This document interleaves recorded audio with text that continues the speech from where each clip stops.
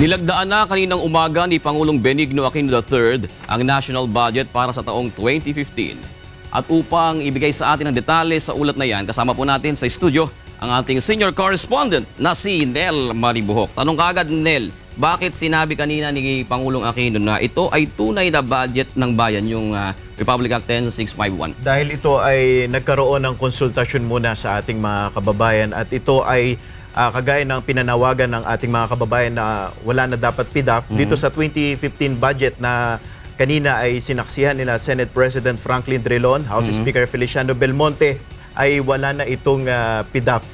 At kanina nga, yung ilang mga kinatawan ng business sector ay nandun din sa ginawang paglagda ni Pangulong Aquino dito sa General Appropriations Act of 2015 kaninang umaga sa Malacanang. Dito sa 2.6 trillion pesos na ito, June, sa national budget, may pinakamalaking budget dito ang DepEd na may 367.1 billion pesos, DPWH 303.2 billion pesos, 144.5 billion pesos para sa DND, DILG 141.4 billion pesos, DOH 108.2 billion pesos, 3.9 billion pesos sa DSWD, 89.1 billion pesos sa DA, DOTC 59.5 billion pesos, DNR 21.5 billion pesos, 17.8 billion pesos naman para sa DOST at Judiciary na may 20.28 billion pesos budget.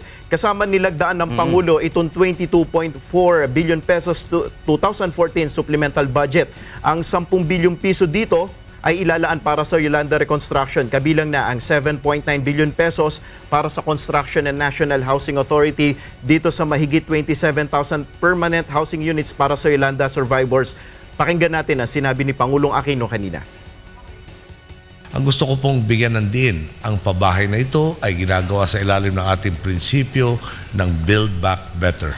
Inilayo natin ang ating mga kababayan sa mga mapanganib na lugar, dinisenyo ang infrastruktura upang maging mas matatag laban sa bagyo at hinanapan natin ang alternatibong mapagkakakitaan ang mga pamilyang inilipat.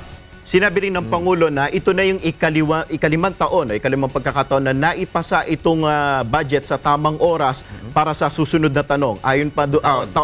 Ayon pa sa Pangulo, walang Priority Development Assistance Fund nga yung 2015 budget at mas mahigpit ngayon yung pagmomonitor na inilalabas ng budget ng mga ahensya. Ang tanong nga dyan, paano makakasiguro ang publiko na talagang ito ay mapupunta doon sa mas pinaka-nangangailangan? Itong mga pondo, katulad niyan, ng DepEd, ang pinakamataas na budget allocation. Yes, June, ito nga yung sinabi rin ng Pangulong Aquino at ito, pakinggan natin ang sinabi ng Pangulo.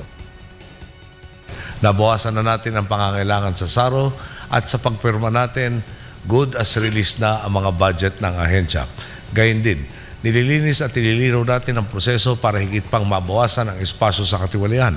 Ngayon, ang mga pinuno ng ahensya kailangang magpasa ng requirements sa pag-report ng kanilang budget. Sa mga hindi may sakatuparan nito, may karampatan tayong sanction. Kaya nga ngayon, naipasa na yung panukalang budget, inaasahan ng Pangulo na yung pagkilos ng ating mga opisyal ng pamahalaan ay hindi na dapat maaantala itong paghatid ng serbisyo sa ating mga kababayan. June. Okay, maraming salamat, Nel Maribuhok, sa ulat na yan.